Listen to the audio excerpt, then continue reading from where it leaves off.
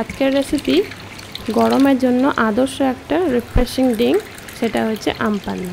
এই আম পান্না বাড়িতে বানিয়ে রাখা যায় আর বানানো খুবই সহজ। আমি কীভাবে বানাই এই আম পান্নাটা সেটাই তোমাদেরকে আজকের ভিডিওতে করে দেখাবো। চলে যাব রেসিপির দিকে। প্রথমে আমি একটা প্লেটের মধ্যে আম নিয়েছি, এখানে মাঝারি সাইজে 5টা আম নিয়েছি আমি। তো আমগুলোকে প্রথমে ভালো করে ধুয়ে পরিষ্কার করে নিয়েছি। এরপর প্রেসার কুকারে আমগুলোকে সেদ্ধ করব। তো আমগুলোকে প্রথমে প্রেসার কুকারে দিয়ে দিচ্ছি। এরপর দিয়ে দেবো এর মধ্যে পরিমাণ মতো জল। আম সেদ্ধ হতে খুব বেশি জলের প্রয়োজন হয় না, অল্প জলেই হয়ে যায়। এতটা জল দিলেই আমগুলো খুব ভালোভাবে সিদ্ধ হয়ে যাবে। দুটো হুইসেল দিয়ে ভালোভাবে আমগুলোকে সেদ্ধ করে নেব। আমগুলো সিদ্ধ হয়ে গেছে, এবার আমি ঢাকনা খুলে নিচ্ছি। আমগুলো যখন পুরোপুরি ভালোভাবে ঠান্ডা হয়ে যাবে তখনই কিন্তু আমগুলোকে তুলতে হবে। একদমই গরম অবস্থায় তোলা যাবে না, কারণ গরম অবস্থায় তুললে ভালোভাবে ছাড়ানোও যায় না। পুরোপুরি আমগুলো ঠান্ডা হয়ে যাওয়ার পরে কিন্তু আমগুলোকে ছাড়িয়ে নিতে হবে। দেখে বুঝতে পারছি আমগুলো কিন্তু ভালোভাবে ঠান্ডা হয়ে গেছে। এবার একটা একটা করে আমি এবার খোসাগুলোকে ছাড়িয়ে নেব।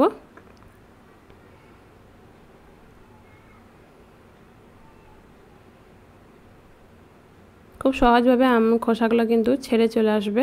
এইভাবে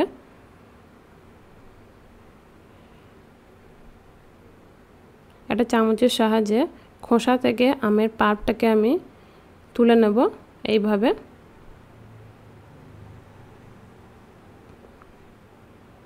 এখন যে হারে গরম চলছে সেই জন্য এখন আম পান্না বানিয়ে এইভাবে বানিয়ে বাড়িতে রাখতে পারো। তো খোসা থেকে তো আমার খোসা থেকে তো পাল্পটা বের করা হয়ে গেছে। ঠিক এইভাবে কিন্তু বের করে নিতে হবে।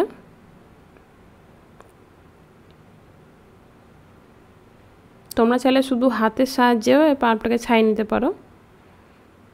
আমি এখানে একটা চামচের ব্যবহার করছি। চামচ দিয়েও কিন্তু খুব সহজভাবে উঠে আসে।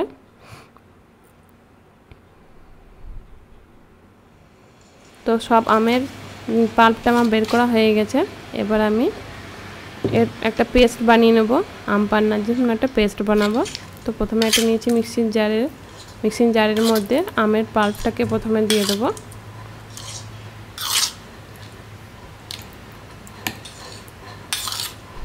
আমের পাল্পটা দেওয়ার পর এর মধ্যে আরও কিছু উপকরণ আমি অ্যাড করব।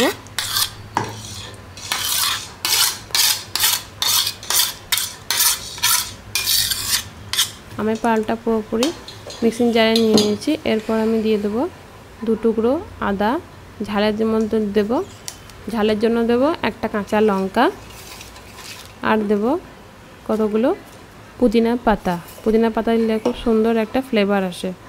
আর দিয়ে দেবো 1 চা চামচ বিট লবণ, আর দিয়ে দিলাম 1 চা চামচ ভাজা জিরের গুঁড়ো, আর দিয়ে দিলাম 1 চা চামচ চাট মশলা, আর দিয়ে দেবো হাফ কাপ চিনি। চিনিটা অবশ্যই তোমরা নিজেদের পছন্দ মতো কমিয়ে বাড়িয়ে নিতে পারো।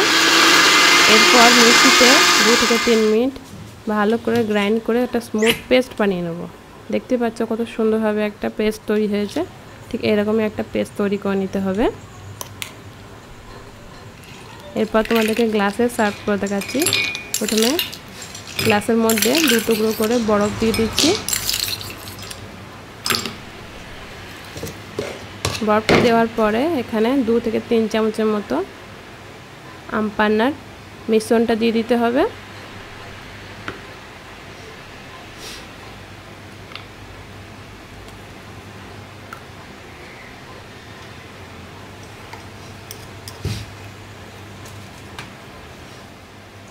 এবার উপর থেকে দিয়ে দেবো ঠান্ডা জল।